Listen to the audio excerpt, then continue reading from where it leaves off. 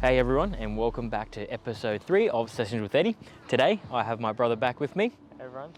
And we're going to give you 3 quick tips on buying during COVID so you can still secure your dream home. So tip number 1, banks are going to be conservative during this period, just like what we saw with the Bank and Royal Commission in 2019, so you need to get prepared early.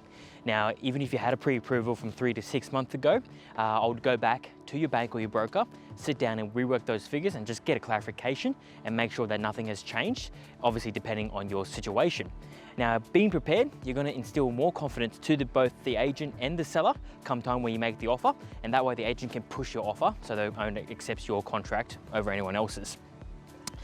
When you're dealing with this, I think the best thing is finding a good broker or bank to deal with. Over the years, we've worked with a lot of different companies, and one in particular has actually helped so many of our clients throughout, Brisbane Financial Services.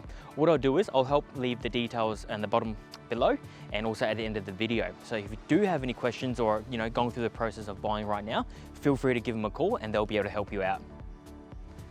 Tip number 2, getting yourself into more off-market listings. Now you might have noticed when you're looking on the market at the moment that there isn't much stock around to buy, and that is true. When you look at the stock level compared to previous years, because of the COVID situation, you can understand that owners are pretty hesitant to go to market.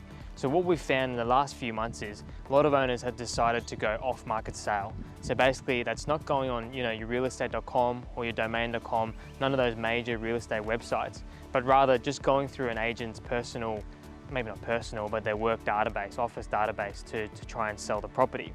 So you need to build those strong relationships with the key agents in the area that you want to buy in. Let them know the specifics, how many bed, bath, car, land size, and exactly which pocket you'd like to buy in. That way, as soon as something does come up in those pockets, you'd be the first to know, and that way you'd be hopefully dealing with less competition and getting yourself in the door. Good luck. Okay guys, we're at tip number 3. You found your dream home and you're about to make that offer. Now you have to go in strong. With the current market conditions right now, we're obviously seeing a few more buys compared to stock listings online, which means you're probably going to be faced with some sort of competition when you're out there looking at property. Now when you do make the offer, just consider not just putting down a great figure to secure the house, but also factor in your conditions as well. You may need to be a bit more flexible and accommodating to the sellers regarding settlement timeframes, and you may also want to tighten some of the conditions like you're building a pest and finance. Another thing would be to put down a stronger deposit if you can.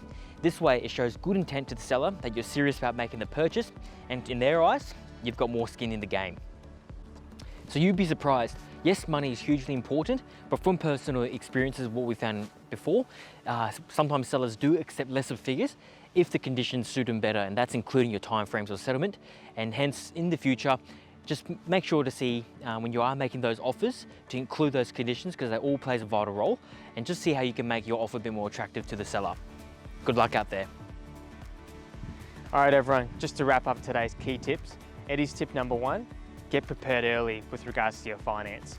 If you check out Eddie and Ben from Bounce Financial's previous episode, they really delve into the details of how to get your finance ready and some of those key thinkings before you buy, so check it out.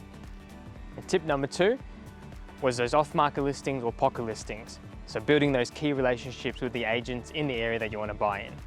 And lastly, tip number 3 was to go in strong with your offer. So that it's not just looking at the number that you're offering, but also tightening some of those conditions around it to make it as attractive to the owner as possible. Right, and there you go guys, 3 quick tips on buying during COVID. I really hope that's helped. Throw us a like if it has. Subscribe if you want to keep up to date on new episodes, and don't be afraid to throw us a comment just if you had any questions, if you're buying, selling, researching, anything real estate related, and we're here to help. Thanks guys, see you next time. See ya.